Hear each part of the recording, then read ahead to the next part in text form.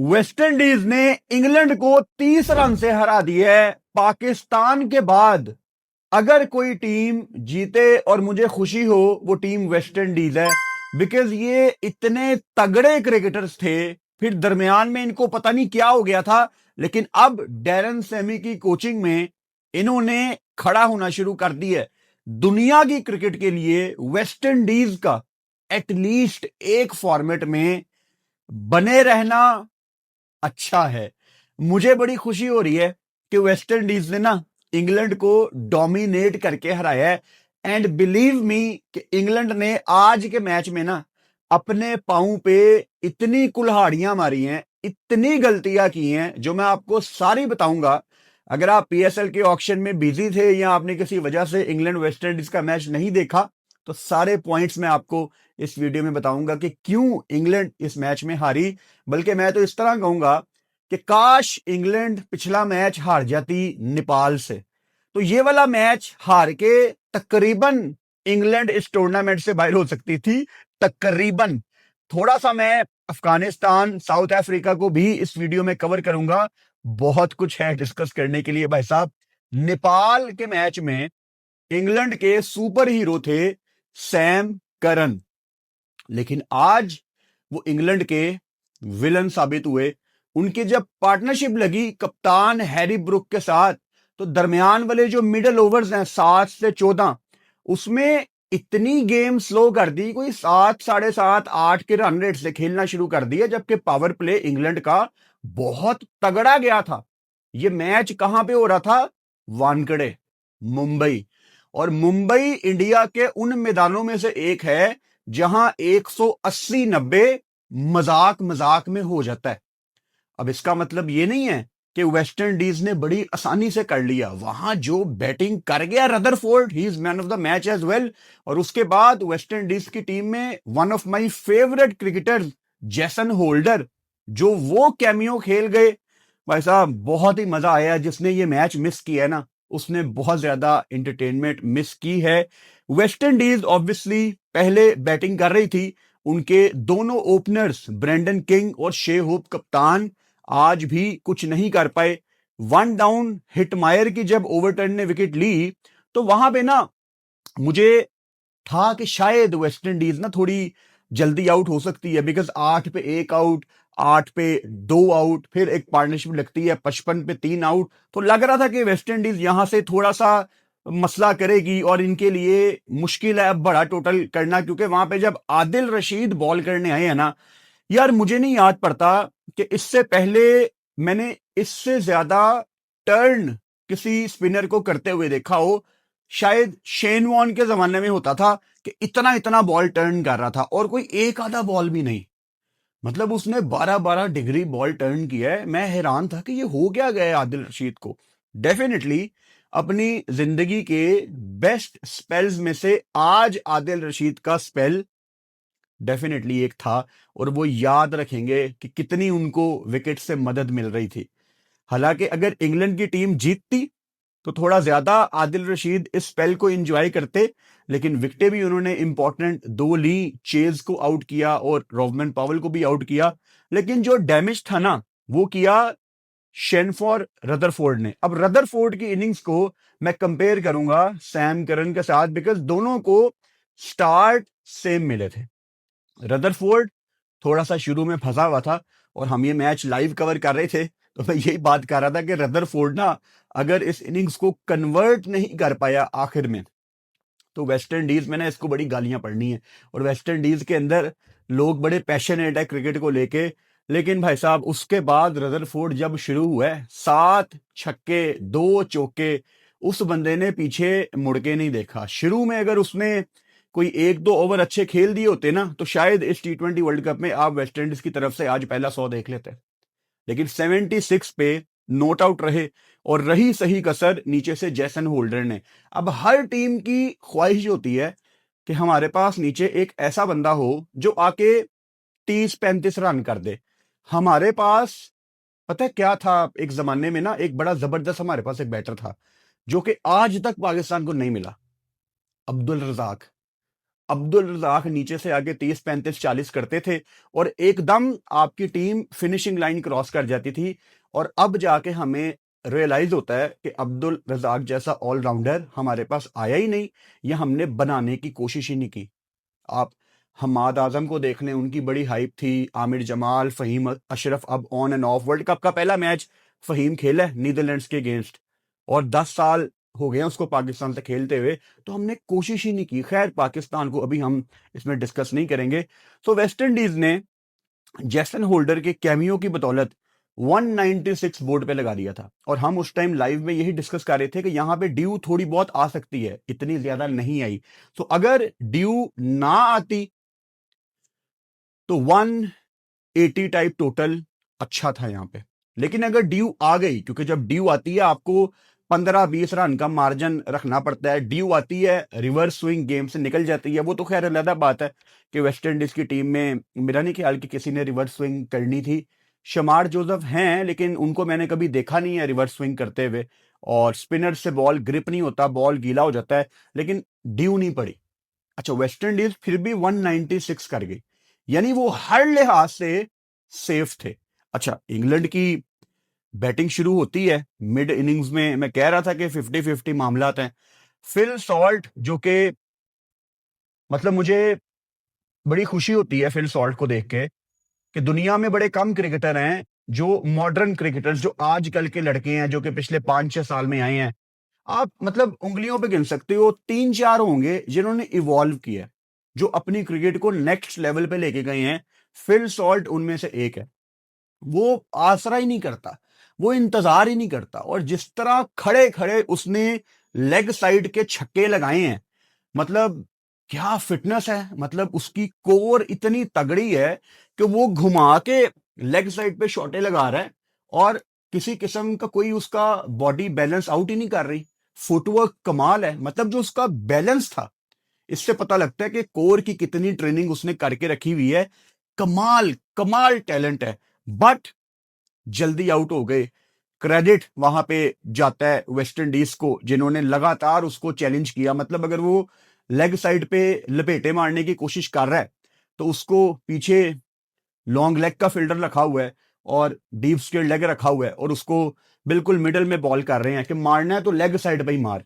तो उसको proper challenge किया जा रहा था। तो फिल सॉल्ट ने अपनी विकेट खोई, और उसके बाद जॉस बटलर के ऊपर अब एक बहुत बड़ा सवालिया निशान है, क्योंकि अब इंग्लैंड की कप्तानी भी नहीं करते वो। तो खैर ओवरऑल इंग्लैंड का व्हाइट बॉल बिल्कुल ही फारग हो गया सिस्टम। रेड बॉल में भी यू नेवर नो, इंग्लैंड में होते हैं तो कंपेटिटिव क्रिकेट खेलते हैं। एशेज में आपने देखा कि इंग्लैंड मतलब ज्यादातर कहीं पे इन्वॉल्व थी नहीं, सेशन पे सेशन हारती थी, एक आधे घंटे के लिए ठीक क्रिकेट होती थी, लेकिन बिल्कुल फारग। व्हाइट बॉल की अगर मैं स्पेसिफिकली बात करूं, इंग्लैंड का एक डाउनफॉल सा चल रहा है। इन्होंने आखिरी साल दिसंबर में ब्रेंडन मैकलम को अपनी व्हाइट बॉल की कोचिंग भी दी है, एंड एक लिहाज से चलो मैं खुश भी हूं कि इंग्लैंड सुपर 8 में, जो कि आएगी, इनका ग्रुप थोड़ा सा आसान है, इंग्लैंड सुपर 8 में हमारे सामने आएगी।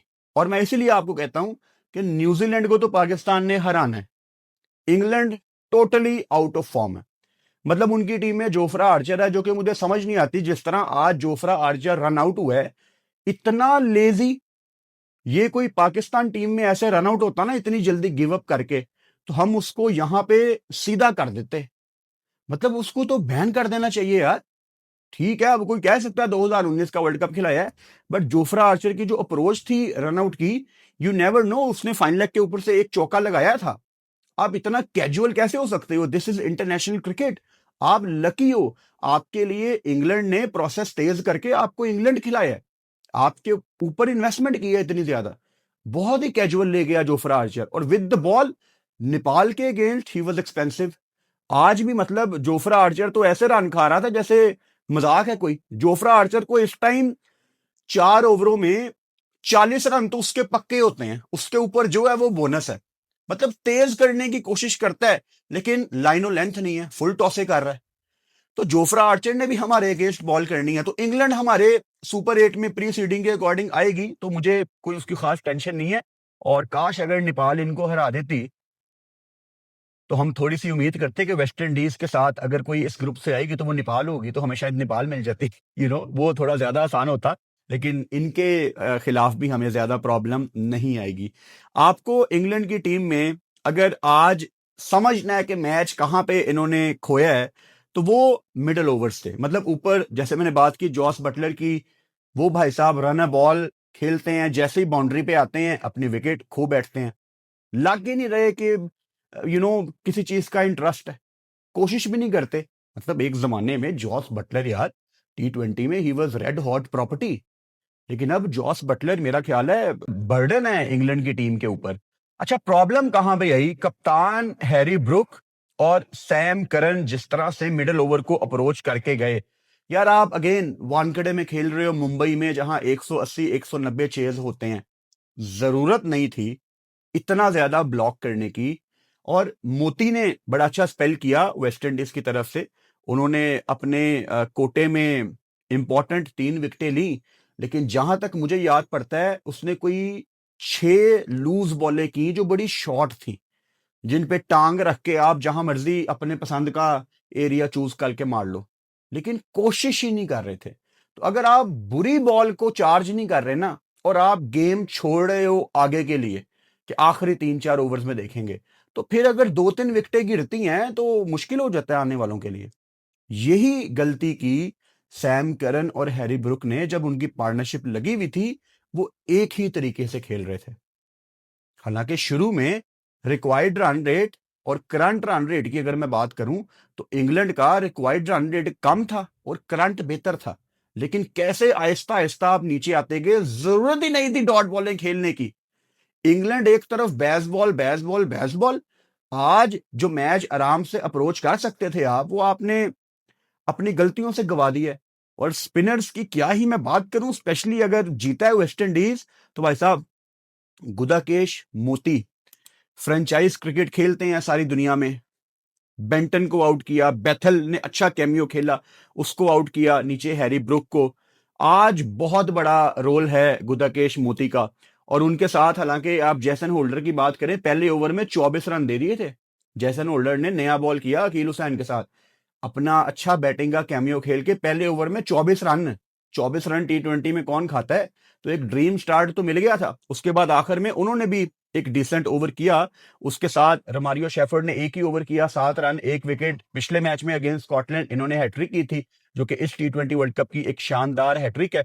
और इसके साथ वेस्ट इंडीज के bowler off spinner Roston chase, इन्होंने भी आज ठीक ठाक बॉलिंग की है। वहां पे मोती और यहाँ चेज, इन्होंने जॉस बटलर को आउट किया और इनके साथ विल जैक्स को आउट किया। इंग्लैंड एक अजीब सी व्हाइट बॉल की टीम बन गई है वनडे और T20 की अगर मैं बात करूं। मतलब स्टिल मैं खुश हूं कि ये हमारे सामने आएंगे सुपर 8 में। हम इनको पकड़ लेंगे, टेंशन की बात नहीं है। न्यूजीलैंड तो वो तो मतलब सो जाओ आप, वो पक्का मैच है, वो किसी ने नहीं देखना तो ना देखना। पाकिस्तान न्यूजीलैंड को पकड़ लेगी। इंग्लैंड ठीक है, आ सकती है मुकाबले में, लेकिन हम इनको पकड़ लेंगे। लेकिन इनका 30 रन से आज हारना मुझे थोड़ा सा दुख होता है। काश ये नेपाल से भी हार जाते। तो नेपाल की टीम अगर आ जाती आगे, तो मैं कहता हूँ क्या ही बात है। अभी भी यू नेवर नो, इंग्लैंड को एक आधा कोई हैवी अपसेट टाइप मैच पड़ गया, तो हमें पता कोई नहीं है कि वेस्ट इंडीज के साथ कोई और टीम आ जाए। लेट्स सी, देखते हैं। बल्कि आज ऑस्ट्रेलिया ने बड़ी आसानी से आयरलैंड को भी हरा दिया। प्रमदासा में वो मैच था, कोलंबो में दोपहर का गेम था, और उसमें हमने देखा कि बाउंड्रीज कितनी बड़ी थी। Once again even Australia struggle कर रही थी दरमियान वाले ओवर्स में बाउंड्री ढूंढने के लिए। तो इंडिया पाकिस्तान के गेम में आपको वो बड़ा टारगेट नहीं मिलना। और आज एक ये भी बड़ी खबर आई कि अभिषेक शर्मा हस्पताल दाखिल हो गए हैं स्टमक इन्फेक्शन की वजह से। तो हम अभिषेक शर्मा को ऑल द बेस्ट विश करते हैं। हम दुआ करते हैं कि अभिषेक शर्मा जल्दी से फिट होके संडे वाले मैच में आ जाए। बिकॉज मैंने अभिषेक शर्मा को बहुत कुछ वापस करना है। उसने बड़ी स्लेजिंग की थी यार। मतलब काफी चीजें हैं जो उसको हमने वापस करनी है।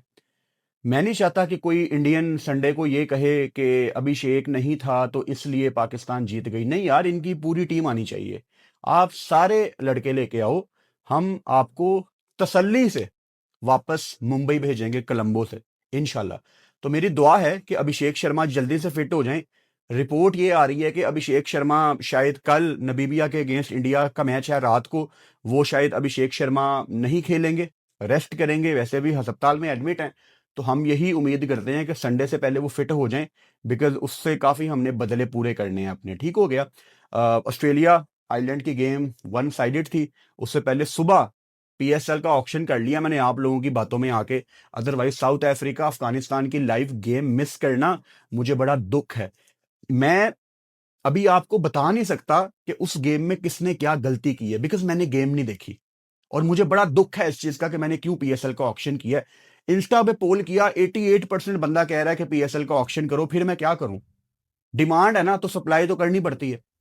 दुख है मुझे खुदा की कसम कि मैंने पीएसएल का ऑक्शन किया और मैंने अफगानिस्तान साउथ अफ्रीका की गेम मिस की है। लेकिन चलो, जब सुपर ओवर आया तो मैंने स्विच कर लिया। 2 super over T20 world cup की हिस्ट्री में ये पहला मैच है जिसमें 2 सुपर ओवर हैं। इससे पहले एक T20 इंटरनेशनल में 2 सुपर ओवर हमने उस टाइम जेमिना से पूछा था, इंडिया वर्सेस अफगानिस्तान के मैच में हुआ था, शायद बेंगलोर में। यार अफगानिस्तान ने ना कमाल कर दिया आज। मतलब काश काश अफगानिस्तान जीतती। सीधी सी बात है, मैं अफगानिस्तान को वहां पे सपोर्ट कर रहा था। उनकी टीम में मोहम्मद नबी हैं, मुझे बहुत पसंद हैं। उनकी टीम में राशिद खान हैं, सबके फेवरेट हैं। उनकी टीम में गुरबाज हैं, एक टाइम पे मुझे बहुत पसंद थे। अब गुरबाज थोड़ा सा ना ट्रैक से उतरना शुरू हो गया, लेकिन आज उसने भी 3 बॉलों पे 3 छक्के लगा दिए। मतलब अफगानिस्तान बहुत उदास थी, बहुत उनके दिल टूटे हुए थे।